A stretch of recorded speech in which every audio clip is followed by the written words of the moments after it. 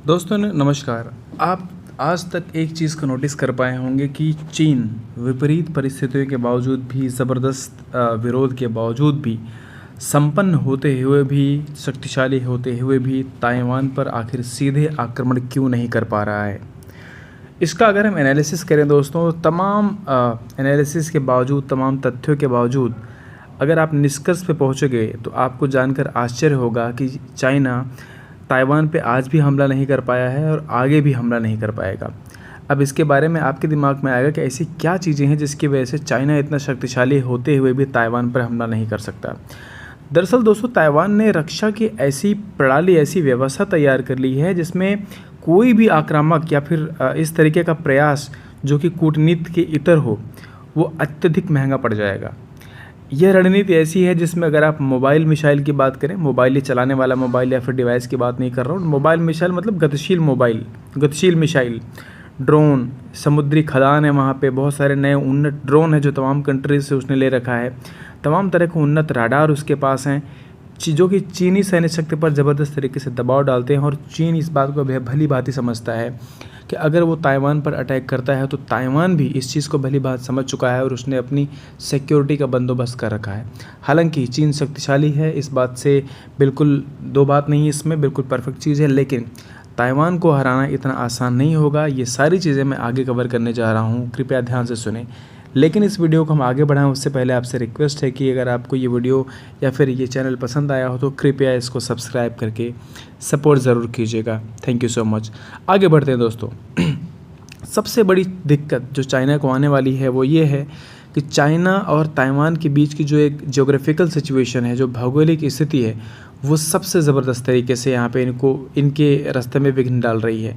Taiwan दरअसल जलडमरू मध्य द्वीप होने की वजह से यहाँ तक पैदल जाना या फिर जो जलपोत हैं उनके पहुँचने की जो जटिलताएं हैं वो बहुत ज़्यादा बढ़ जाती हैं। इतना लंबा ड्यूरेशन, इतना लंबा डिस्टेंस कवर अप करना ये कोई आसान बात नहीं है। ताइवान में ऊंची ऊंची पहाड़ियाँ हैं, तटीय जंगल हैं, जो कितने भी इफ़ेक्टिव आक्रमण अगर चाइना करता है तो उस आक्रमण की स्पीड को बहुत स्लो कर देंगे, क्योंकि उनकी ज्योग्राफिकल सिचुएशन ऐसी है, भौगोलिक स्थिति उनकी ऐसी है। अगर आप इस चीज़ को देखो, दूसरी सबसे बड़ी चीज़ है दोस्तों कि चाइना शक्तिशाली तो बहुत है, लेकिन हाल ही में उसके पास प्रत्यक्ष रूप में युद्ध में उतरने का जो अनुभव है वो नहीं है। बहुत लंबे समय पहले भारत से उसका युद्ध हुआ था, बहुत लंबे समय पहले देशों के साथ टकराव हुआ था उसका, लेकिन इस समय सर्वसंपन्न होने के बावजूद भी चीन प्रैक्टिकल लेवल पे किसी देश के साथ डायरेक्ट युद्ध में नहीं उतर पाया है। और एक कमी कहीं ना कहीं चीन को इस बात की महसूस होती है कि कहीं ऐसा ना हो चाइना पे अटैक, उस पे ताइवान पे अटैक करे और कहीं उसे मुंह की खानी पड़े, क्योंकि अगर वो अटैक करता है ताइवान पे तो सबसे बड़ा और जो मेन रीज़न है कि अमेरिका उसको ज़बरदस्त तरीके से सपोर्ट करने के लिए बैठा है। अमेरिका ने ताइवान को एश्योरेंस दिया है कि अगर उसके ऊपर चीन हमला करता है तो उसकी सुरक्षा की गारंटी इस समय अमेरिका की है। और अगर अमेरिका इसमें इन्वॉल्व होता है तो दोस्तों प्रत्यक्ष या अप्रत्यक्ष रूप से इसमें कुछ और देश इन्वॉल्व होंगे, और उन देशों का नाम है ऑस्ट्रेलिया, उन देशों का नाम है जापान, उन देशों का नाम है इंडिया। ये ऐसे देश हैं जो प्रत्यक्ष या अप्रत्यक्ष रूप से अमेरिका के साथ जाएंगे, ताइवान का सपोर्ट करने और चीन के खिलाफ जाएंगे। इस चीज़ को चीन भली भांति समझता है और इसलिए अपनी कार्रवाई को अंजाम नहीं देता है। अगर आप देखेंगे कि जलडमरू मध्य क्षेत्र का जो 90 मील का जो बहुत दुर्गम रास्ता है, सैनिकों को उसे पार करना टैंक के साथ, हवाई जहाज़ वहाँ पे जा सकता है, लेकिन टैंक के साथ पार करना, ज़मीनी सेना का वहाँ जाना, इनके नेवी का वहाँ पे जाना, ये बहुत लगभग असंभव सा काम है। और इसको मेंटेन करना बहुत बड़ा जोखिम है जो कि चाइना कभी नहीं लेगा, क्योंकि चाइना बहुत ही शातिर और बहुत ही तेज़ कंट्री है, वो इस बात को भली भांति समझता है। दूसरी चीज़, अगर आप सेमीकंडक्टर की बात करते हैं दोस्तों, तो वहाँ पे ताइवान में एक ऐसी कंपनी है TSMC। ये TSMC जो कंपनी है ये विश्व में सबसे उन्नत किस्म के जो चिप्स हैं उनका उत्पादन करती है।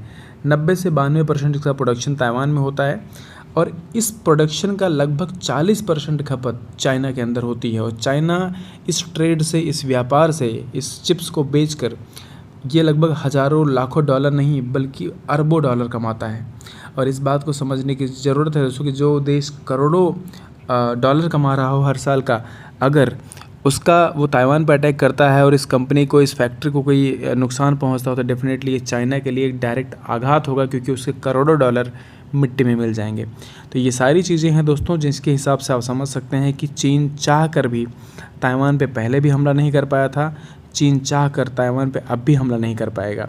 सो अगर हम इसको थोड़ा सा समराइज़ करने की बात करते हैं तो ताइवान पर सीधा आक्रमण न करने के पीछे चीन का दृष्टिकोण बहुत क्रिटिकल है, गणनात्मक है, संयमित है। उसे कई आयामों पर सोचना पड़ेगा, जैसे सैन्य तैयारी, आर्थिक गतिविधियाँ उसकी हिल जाएंगी, भू राजनीतिक चीज़ें उसको अलाउ नहीं कर रही हैं, अंतर्राष्ट्रीय देश ऐसे बहुत सारे हैं जो उसको मानने पर मजबूर कर देंगे कि ताइवान ही हमारे साथ है और चीन हमारा दुश्मन है। और इन सब सिचुएशन को एक साथ कैटर करना, एक साथ झेलना, ये चीन समझता है कि इस चीज़ को मैनेज करना बहुत मुश्किल है। क्योंकि सबसे बड़ी चीज़ अगर आप देखेंगे दोस्तों, तो चीन ने यूक्रेन और रूस के देश को, रूस के युद्ध को देख के एक चीज़ वो समझ चुका है कि देश कितना भी बड़ा हो, कितना भी उन्नत क्यों ना हो, लेकिन अगर वो छोटे देश पे हमला करता है तो नुकसान बड़े देश का भी बहुत ज़्यादा होता है। रूस युद्ध में साफ साफ देख चुका है कि रूस ने यूक्रेन को बहुत ज़्यादा नुकसान पहुंचाया है, लेकिन रूस का भी बिलियन ट्रिलियन का नुकसान हुआ है, इस बात से कोई मना नहीं कर सकता।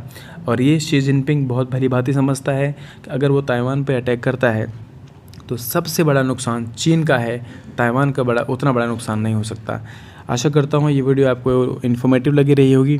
अगर वीडियो आपको पसंद आती है तो कृपया सब्सक्राइब करके फॉलो ज़रूर कीजिएगा। Thank you so much for your time. Have a nice day. Bye bye, take care.